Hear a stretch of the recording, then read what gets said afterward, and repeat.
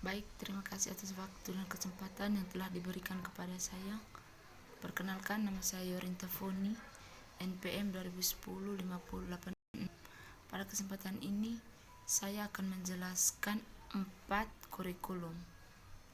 Yang pertama, kurikulum Montessori. Sejarahnya adalah Dr. Maria Montessori mengembangkan metode Montessori pada awal tahun 1900 sebagai hasil penelitian terhadap perkembangan intelektual anak yang pada awalnya diterapkan kepada anak-anak yang mengalami keterbelakangan mental, tetapi diketahui juga efektif bagi anak-anak yang normal.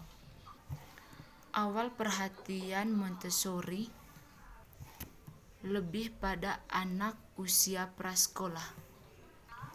Montessori adalah metode pendidikan yang membantu anak untuk mencapai potensi dalam kehidupan.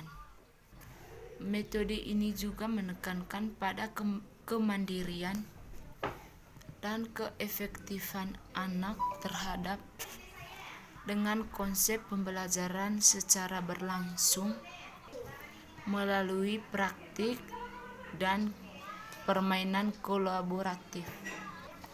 Berikut karakteristik kurikulum Montessori adalah: anak akan belajar secara mandiri dan memilih sendiri apa yang ia ingin pelajari.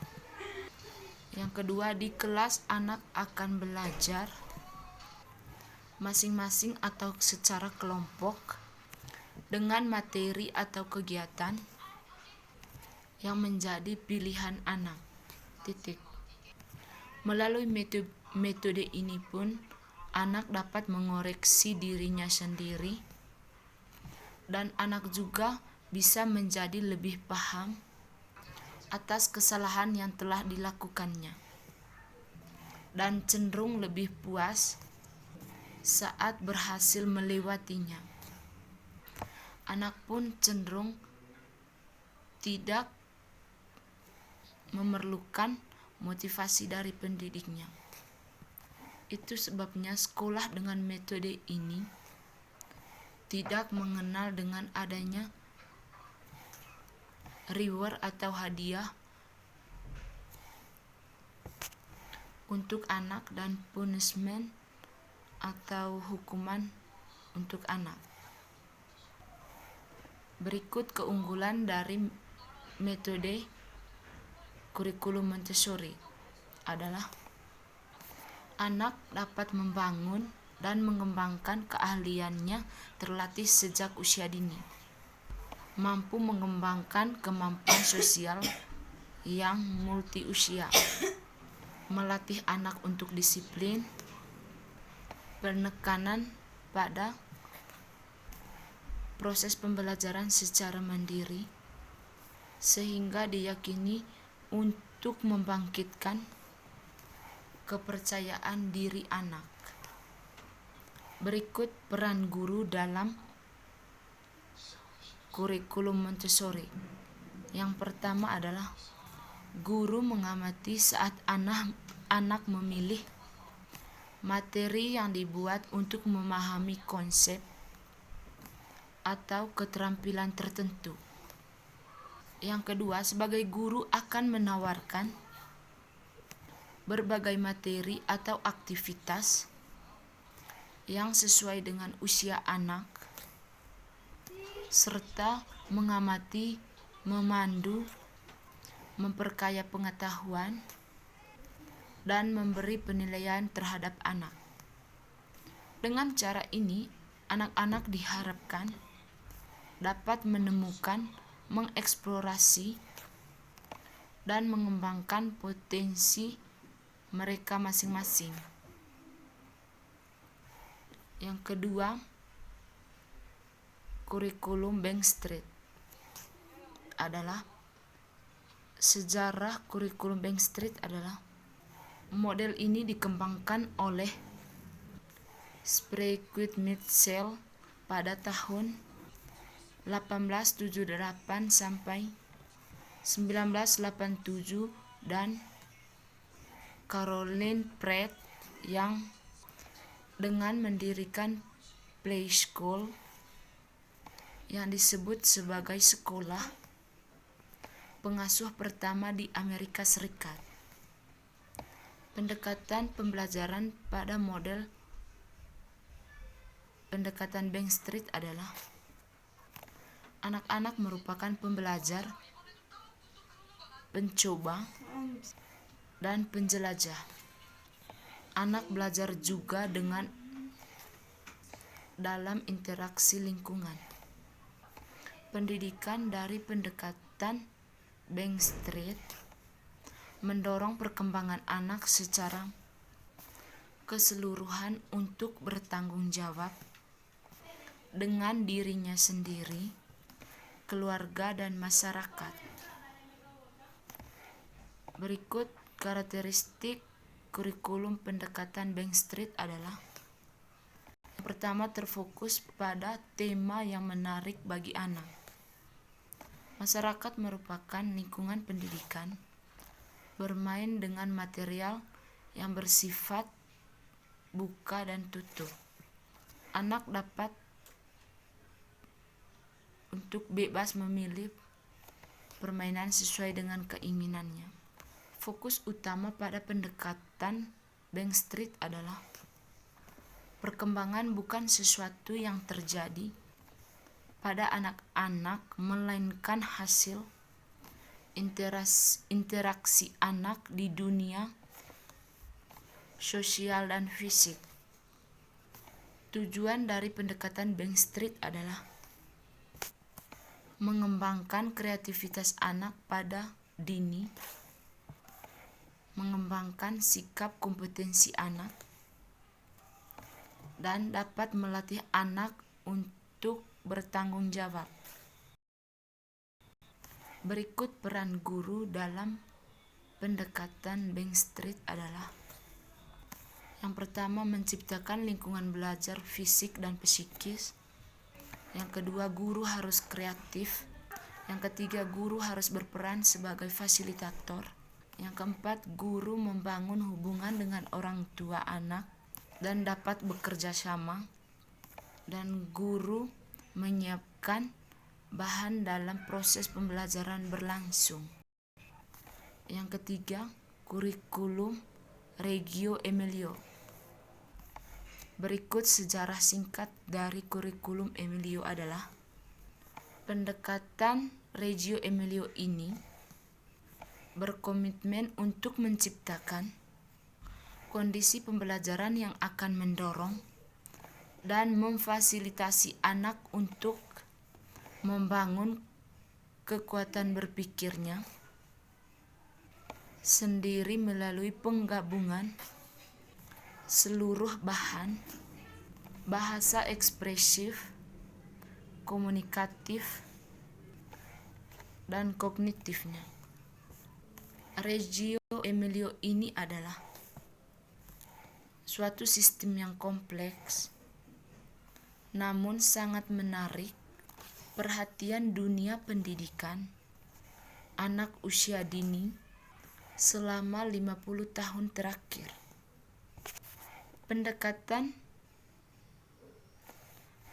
Reggio Emilia dapat dipandang sebagai sumber atau inspirasi untuk membantu baik pendidik, orang tua, dan anak-anak ketika mereka bekerja sama untuk mengembangkan yang suportif dan untuk memperkaya minat anak. Atas nama Loris Malaguzzi mendirikan pendekatan Reggio Emilia di sebuah kota di Italia Utara yang disebut sebagai Reggio Emilia. Pendekatan Reggio Emilia ini dikembangkan untuk pengasuhan anak di kota dan program pendidikan melayani anak-anak dirancang untuk semua anak-anak dari sejak lahir sampai usia 6 tahun. Anak-anak dilihat yang memiliki sikap kompeten, berwawasan, ingin tahu, imajinatif, efektif, dan memiliki keinginan untuk berinteraksi dan berkomunikasi dengan orang lain. Inti dari kurikulum Reggio Emilia adalah perencanaan proyek sebagai hasil dari ketertarikan anak pada suatu hal.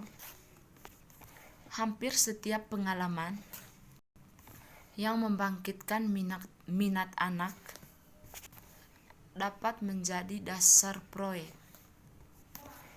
Prinsip-prinsip Reggio Emilia yang berpusat pada anak. Anak-anak harus memiliki kontrol atas arah belajar dari anak tersebut. Anak-anak harus memiliki kesempatan untuk mengekspresikan diri mereka. Dan anak-anak memiliki hubungan yang dekat dengan anak lainnya. Peran guru dalam pendekatan Reggio Emilia adalah: yang pertama, membangun pengetahuan dan pemahaman anak. Yang kedua, mendorong anak-anak agar mengeluarkan ide-ide dan cara mencegah permasalahan dan konflik. Guru bekerja dengan proyek-proyek pada anak. Guru juga dapat memperluas anak belajar dengan mengumpulkan data seperti foto dan portofolio dan juga video. Guru juga harus mengatur kelas dan benda yang ada di kelas agar menjadi tempat yang menyenangkan untuk anak-anak dapat belajar. Guru juga dapat mendokumentasikan perkembangan anak melalui visual dan portofolio. Tujuan pembelajaran dalam pendekatan Reggio Emilia adalah mempromosikan studi, penelitian, dan eksperimen dalam pembelajaran dengan konteks pembelajaran yang aktif dan kreatif. Mengkomunikasikan kekuatan ide-ide dan hal-hal serta potensi dan sumber yang seringkali terabaikan. Yang keempat, kurikulum Hexcope. Sejarah dari kurikulum Hexcope adalah: perkembangan model ini dimulai pada tahun 1962 dengan program Hexcope Prasekolah Peri, sebuah program bagi anak yang berusia 3-4 tahun yang beroperasi di sekolah dasar di Ypsilanti, Michigan. Program ini untuk membantu anak-anak mengatasi efek-efek negatif kemiskinan dalam prasekolah, kemiskinan dalam kesekolahan. Karakteristik dari kurikulum Hexcope adalah: cara belajar terbaik bagi anak adalah dengan kegiatan yang direncanakan, dilakukan, dan direfleksikan oleh sendiri anak melalui diskusi. Anak juga diajak untuk terlibat dalam memecahkan masalah dan mengambil keputusan kegiatan apa yang dilakukan pada hari itu. Peran guru dalam pendekatan Hexcope adalah: guru dapat meningkatkan motivasi anak dalam belajar hal baru.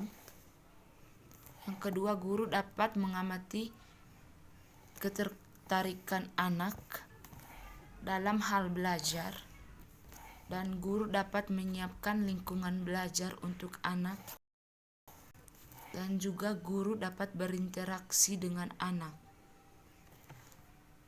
Baik Ibu, sekian saja penjelasan tentang 4 kurikulum. Terima kasih.